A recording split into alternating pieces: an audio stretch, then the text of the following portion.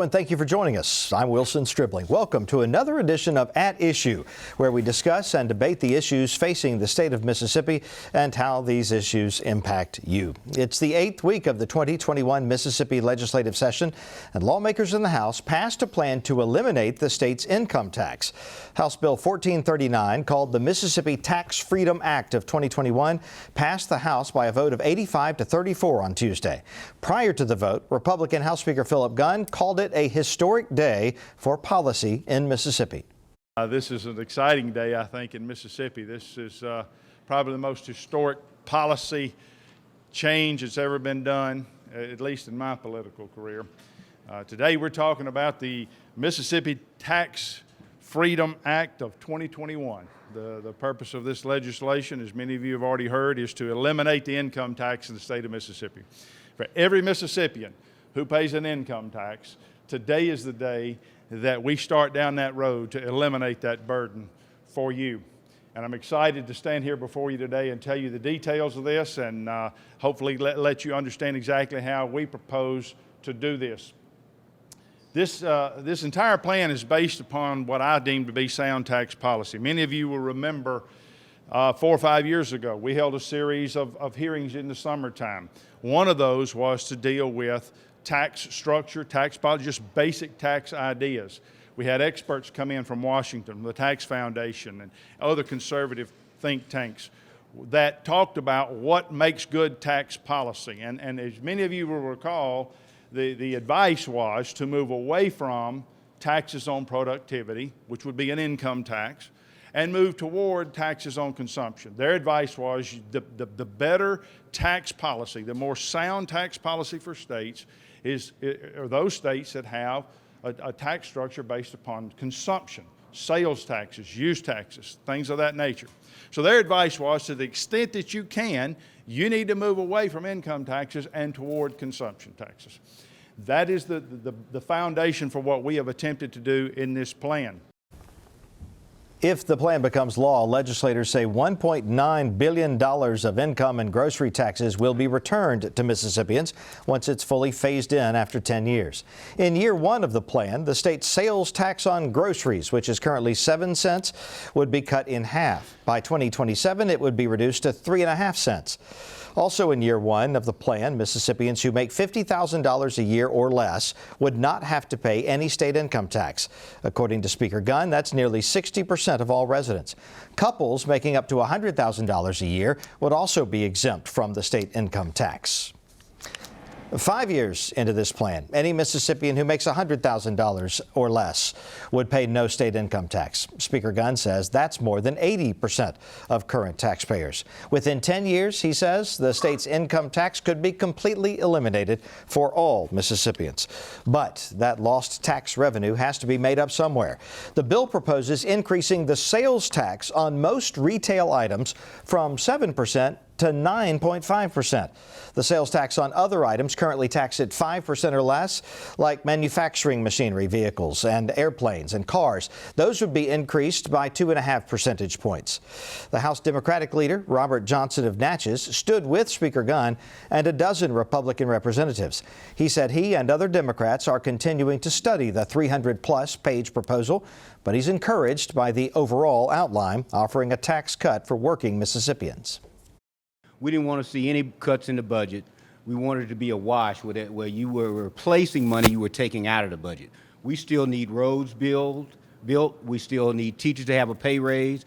We still need infrastructure improvement in the school. Meeting with the speaker, what I like about the bill is that you are providing a tax cut for working people. People who make $50,000 or less, couples who make $100,000 or less. This is not a cut for big business. In fact, I'm encouraged by the fact that there are people who hadn't been paying a requisite amount of tax. This is me talking, not the speaker talking. Have not been paying a requisite amount of tax, and now are going to be taxed that hadn't been taxed before. Manufacturers, people in the industry, tobacco, they have a lower tax. Automobile dealers, mobile home manufacturers. All these people get taxed at a lower rate than individuals in this state. The Speaker has identified, this committee has identified that is a burden that they could share a little bit more, and so that it won't all be on Mississippi individual taxpayers. We're also concerned about the fact that the sales tax is the most regressive tax. But of that part of the sales tax, the most regressive part of that tax is a grocery tax, and we've agreed that needs to be cut, and that's going to be cut. I'm going to tell you, as a Democrat, I keep looking at this bill and looking for the Trojan horse, looking for the trick, because I don't want to get them in trouble, but it sounds more like something I would write than something they would write. And so, but I'm encouraged. I know, it doesn't help me. But what I'm encouraged by is that this is a bill for people who don't have a lobbyist or a representative here. This is a bill for working people in the state of Mississippi. And we're going to continue to look at it. We're going to meet today with people in my caucus who are continuing to read the bill. But right now, I'm going to tell you the biggest concerns that we have been addressed, and we're going to continue to look forward to working with the House and the Speaker. Other Democrats are concerned that the measure was passed hastily and without much study. The bill now moves to the Senate. During a press conference only minutes after passage, Republican Governor Tate Reeves said he is satisfied to see lawmakers move to eliminate the state income tax, but he said he finds some parts of the bill troublesome. I've spoken repeatedly about the need to do something big and eliminate the income tax. We started that process 5 years ago by eliminating the 3% individual income tax bracket. That's a very good start. And the goal that the House leadership says that they have of eliminating the income tax is one that we strongly share, and I'm very glad for that. I think the pieces of that particular plan that raise taxes on individuals are problematic. And I think what's even more problematic, and this is something that y'all hadn't written a lot about, I guess because it was done in a Zoom meeting or something, but the nearly $2.5 billion gas tax increase that passed out of committee, I'm very concerned about that. That is not something that is good for the taxpayers of this state.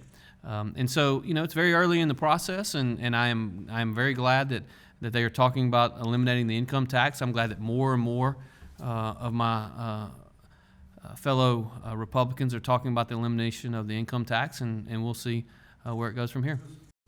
I personally support tax cuts, not tax swaps or tax transfers or tax increases. And so as we move through the process, that's what we're going to be focused on is finding a way to get to a net tax cut for Mississippi taxpayers, and I'm very, very interested in that. The Mississippi House is now backing away from a proposal for a statewide election on increasing the tax on gasoline and diesel fuels. The idea was to generate more money for improvements to state highways and local roads. House Bill 1364 died Wednesday when the House did not vote on it before a deadline.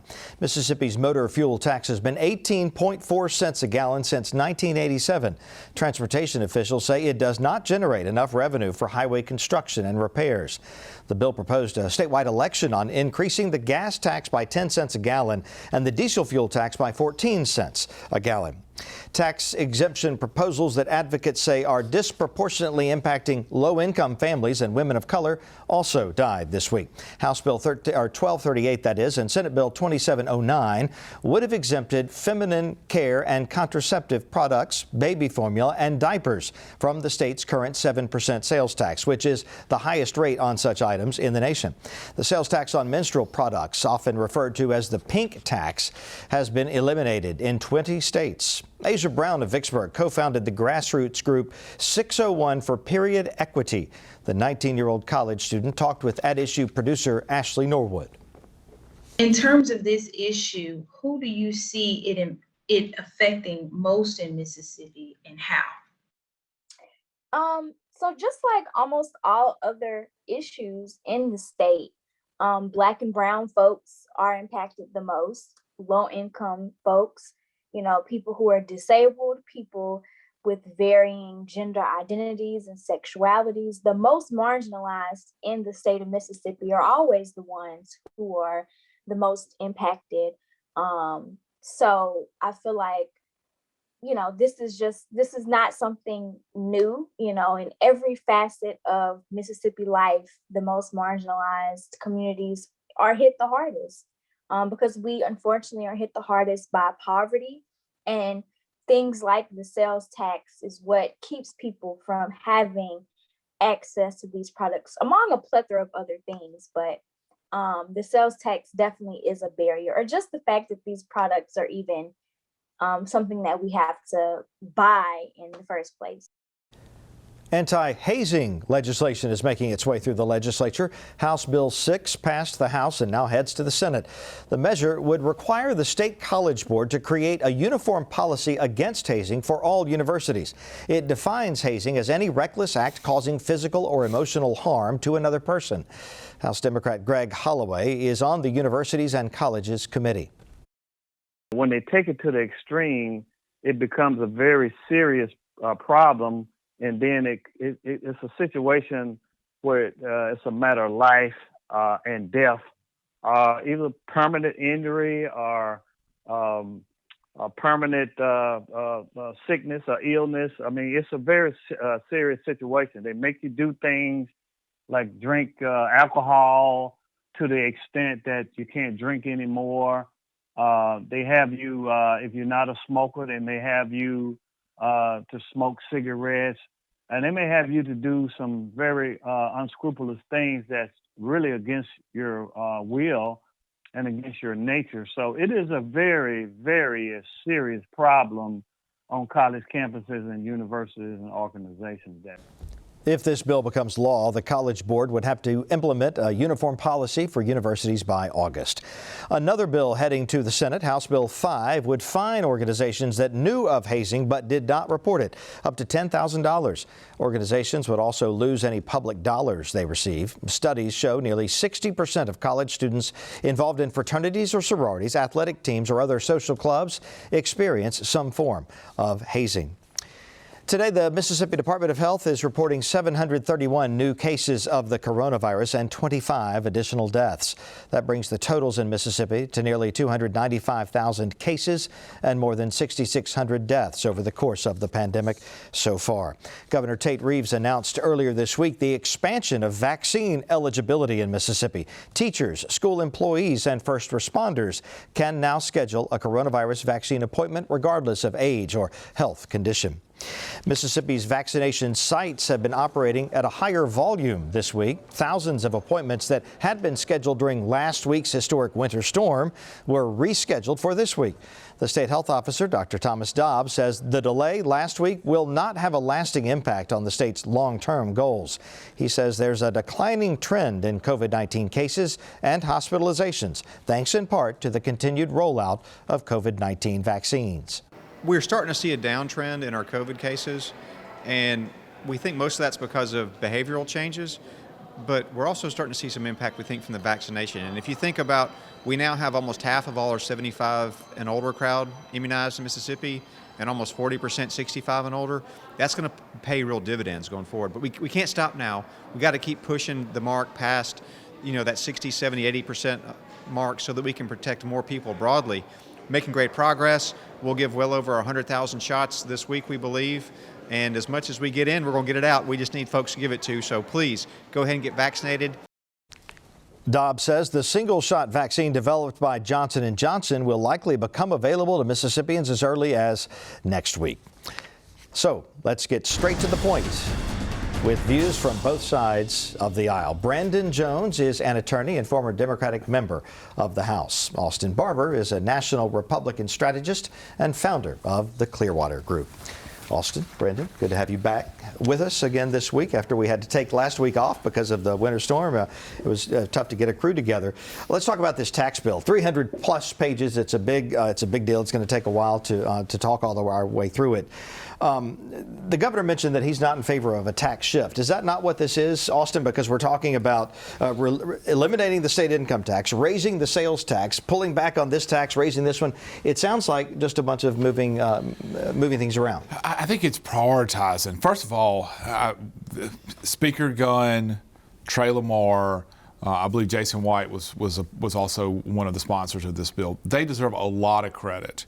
They've been working on this. They didn't wake up last Tuesday and go, hey, let's work on this. This has put weeks and weeks of time into this bill, probably months and months to be quite fair. And they deserve credit. Look, conservatives like me, we want this. I've said this before. We want to have a debate, a real discussion about tax reform, about how do we lower taxes? How do we make Mississippi a place where people want to come live, start a business, raise a family, and obviously ultimately retire? And I think this is one step towards making Mississippi that kind of place. Just one small step. Of course, not everybody's going to be happy with everything that's in this bill. There are a lot of good parts in this. You specifically asked me, though, is this a tax shift? Is that what this is? I think this is trying to focus on consumption taxes. Conservatives believe let's focus more on consumption taxes, which means if I consume an item, if I go buy a box of donuts because I have an addiction to donuts, I'm going to have to consume more taxes, okay? I'm going to have to pay more taxes for that. But don't raise my taxes based on how much money I make. That is obviously a regressive tax that conservatives are not in favor of. So when they are working on this pathway to eliminate the state income taxes that all of us have to pay because we make money in Mississippi, we believe that's a good thing. And if we have to do this in sort of a safer way, a more responsible way, well, let's shift some taxes over here to increase it because of consumption, because it's a sales tax, that's a good start for this debate. I think process tells you a lot sometimes when you're analyzing bills like this. This is a 308-page bill that was introduced at 5 p.m. on Monday night and passed out of committee at 5:45 and then brought up on the floor the following day, less than 24 hours later. Now, I have confidence in some of our members of the legislature, but I do not have confidence that 122 members digested 308 pages of hardcore tax legislation in that period of time. So I think from a process standpoint, it is fair to say, why was there not a little bit more advance notice given, and why didn't people have more time to sink their teeth into this? And we heard some of that from the members on the floor. Austin, you talked a little bit about tax policy. I think it's worth, I'm gonna jargon check you here. I think of sales taxes as being regressive taxes, and taxes on income and things of that nature as being progressive taxes. We talk a lot about, how we want to do tax reform of some kind or another. But in a state like ours, in a state like Mississippi, where we struggle to pay some of our basic bills, those bills like that have roads and bridges that work, Medicaid, and Medicaid, and then our schools. You have to. People don't. No one likes to talk about paying taxes, but everyone benefits from the things that taxes pay for. And so I think we have to keep our eyes on where we are, and we're in the middle of a pandemic and so many challenges. But let's say, with the speed with which this bill came out and with the comments that we heard from the governor a moment ago, it's pretty evident that there was not a lot of crosstalk between House leadership and the governor's office. And I hear the same is true with the Senate. To me, as an observer of the process, that makes me think that maybe passing this bill is not the thing, but maybe there are some underlying politics at work here. Maybe it's to make a point. Maybe it's to advance some part of this, but it just feels, Austin, like maybe the idea is not that something passed this year, but that a point be made. I don't know. I mean, listen, you were a member of the legislature. You were a guy who got elected at an early age. You're still young, though. Even though, as we wake up every day, we feel a little bit older. But right. You were there to get things done. Okay, and I think that these gentlemen are there to get things done. I don't think this is just an attempt. Well, let's go and let's pass this out of the House, and if it happens in the Senate and the government, whatever. No, I think they really want to try to do this. I think there's definitively an attempt to do it. Listen, I am a believer in lower taxes. I wish I felt comfortable. I'm always going to be candid and transparent. I wish I felt comfortable to say, let's just eliminate the sales tax. Let's eliminate our income tax and have nothing over here to try to protect us, protect the general fund, protect the priority projects, infrastructure, healthcare, education that need to make sure that there's money there that we got to spend on those particularly those three priorities. So if you eliminated the income tax, but you didn't have something over here to balance the scales in a little bit, which obviously they're doing by raising sales tax to 2.5%, that would just concern me. I wish that we could go do that. And maybe one day we possibly can get to that point. But I think that this is just a way to try to eliminate this income tax, make Mississippi a place where young people in their 20s and their 30s who are making good money now, who are entrepreneurs, want to come there because I can go there, cost of living's cheap, I don't have to pay income tax. Let me go there and start the next business. We need to be a hub for those types of individuals, and this is just a balanced, semi-responsible approach to trying to do that. Is it worth it, though, in exchange for the elimination of the state income tax, to have a 9.5% sales tax rate? That would be equivalent to probably what the state of Tennessee does. Listen, there are 9 states. I think there are 9 or 10 states across the country that don't have income tax. They don't have state income tax. They have no control of the federal government. They have other things that balance those off. Texas does not have income tax. You ever looked at how much property taxes are in Texas? They're ridiculously high. Tennessee, no state income tax, but their sales tax is 9.5%. That was the way their legislatures got to that balancing act. So the governor's not interested in that, though, and it creates a hole. He's not interested, he said, in filling the hole. So what do you do? The governor has clearly stated, we just heard the clip a moment ago, that he wants to try to get to an elimination of our state income tax, but by not raising any other taxes. That is the debate that we need to have as a conservative, as a Republican. I'm glad we're having that debate. And the process will continue to move on, and we'll see where it goes, Brandon. You know how this train is nowhere near ready to stop. Yeah, there are some cautionary tales in this space. And, as I hear the governor talk about let's just drop the income tax with nothing else to do in the tax space, we've seen states that do that. We know how that story ends up. Governor Brownback had the same idea 7 years ago, or it's about 7 or 8 years ago. And what ended up happening was he was voted out of office, the state economy collapsed, and then they had to go back to the income tax. And so you're right, Austin. People do care about the amount of income taxes they pay. There's no question about that. It does factor in to decisions that people make.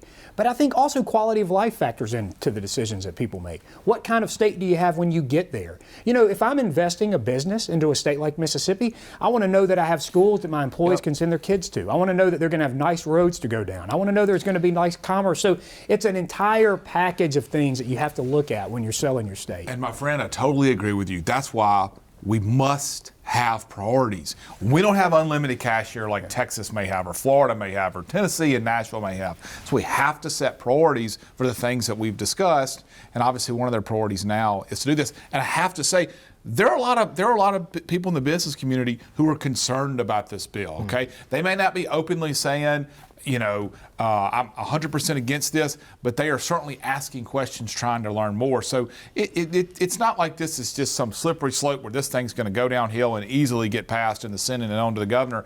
But again, you have to applaud Trey Lamar and the Speaker and Jason White for their approach to moving this forward, to having this debate. It's a very important first step. They certainly have floated some test balloons, but with due respect, I'm not going to applaud them just yet. It's an idea. I don't know if it's a good one. There are a couple things in here that we haven't talked about. Wilson, if you're an older person who's retired, you're not paying much income tax to begin with. So that increase in sales tax is a big deal. So this is a new tax for those folks. And then we haven't even talked about this yet, Austin. There is a part of this bill that has nothing to do with taxes whatsoever. And it's the teacher pay raise, stuck right in the middle of this bill. Why? Why is it there? Why in this bill? Because the Senate's already passed a teacher pay raise bill, right? Austin's going to have some nice shucking job on this, but I'm going to tell you, you don't put this in the bill unless you're trying to force something down the throats of members. So what you're saying is, look, you want a teacher pay raise? We know that's politically popular. We know the time is right to do that. You better vote for my tax bill.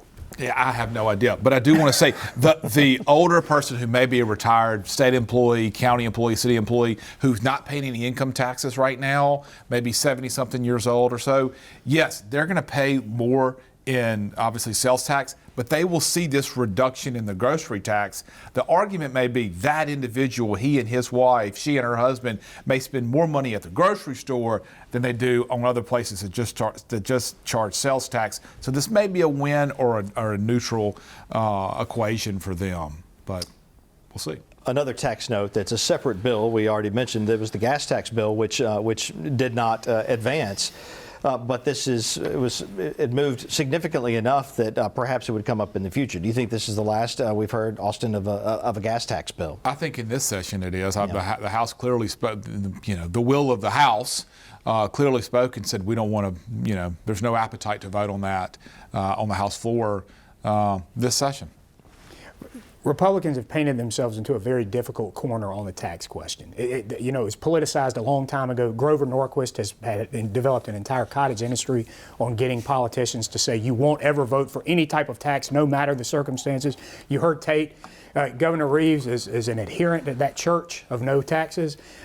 What that does in policymaking is it limits a ton of options for you when you're trying to figure out what to do as a state.